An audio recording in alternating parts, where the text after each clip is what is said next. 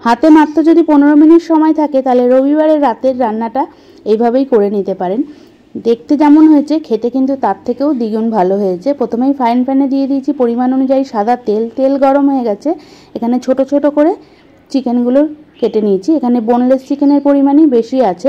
এবার চিকেনটা দিয়ে হাই ফ্লেমে খুব ভালো করে ভেজে নেব। এই সময় যদি গ্যাসের ফ্লেমটা লো করা থাকে তাহলে চিকেন থেকে প্রচুর পরিমাণে জল বার হবে, সেইভাবে চিকেনটা কিন্তু ভাজা হবে না।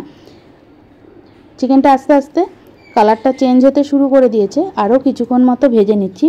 যতক্ষণ না জলটা পুরোপুরি শুকিয়ে যাচ্ছে ততক্ষণ খুব ভালো করে ভেজে নেব।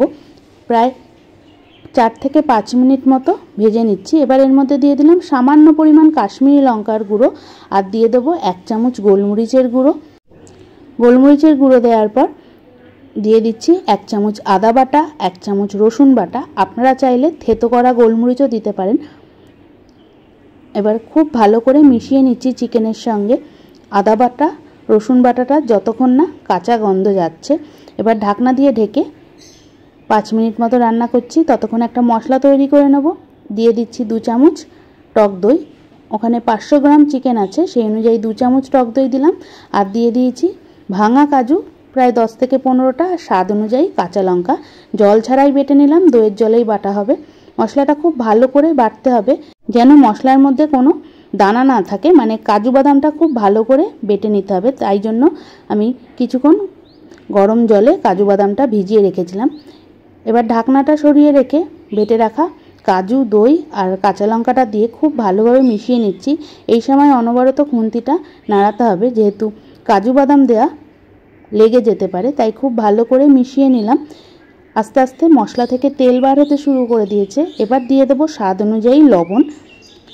লবণ দেওয়ার পর এর মধ্যে দিয়ে দেবো সামান্য পরিমাণ চিনি। যেহেতু টক দই দিয়েছি তাই কয়েক দানা চিনি দিয়ে দিলাম। দিয়ে খুব ভালো করে মিশিয়ে নিচ্ছি। আস্তে আস্তে তেল বার হতে শুরু করে দিয়েছে। এবার মিক্সির জার ধোয়া জল দিয়ে দিলাম। যে যেমন ঝোল খেতে পছন্দ করেন সেই অনুযায়ী কম বেশি জলটা দিয়ে দেবেন। আস্তে আস্তে ফুটতে শুরু করে দিয়েছে। এবার ঢাকনা দিয়ে ঢেকে প্রায় 2 থেকে 3 মিনিট মতো রান্না করব। চিকেনটা আগেই ভালোভাবে সিদ্ধ হয়ে এসছে। 3 থেকে 4 মিনিট পর ঢাকনাটা তুলে নিলাম। চিকেনগুলো খুব ভালো করে সিদ্ধ হয়ে গেছে। এবার নামানোর আগে দিয়ে দেবো 3-4টে কাঁচা লঙ্কা, আর দিয়ে দেবো কসুরি মেথি গুঁড়ো। একটু মেথির পাতাটা গরম কড়াইতে নাড়াচাড়া করে আমি হাত দিয়েই গুঁড়ো করে নিয়েছি। খুব সহজেই কিন্তু গুঁড়ো হয়ে যায়। আর দিয়ে দিচ্ছি 1 চামচ গরম মশলার গুঁড়ো। দিয়ে খুব ভালো করে মিশিয়ে নিলাম। গ্রেভিটা আস্তে আস্তে গাঢ় হতে শুরু করে দিয়েছে।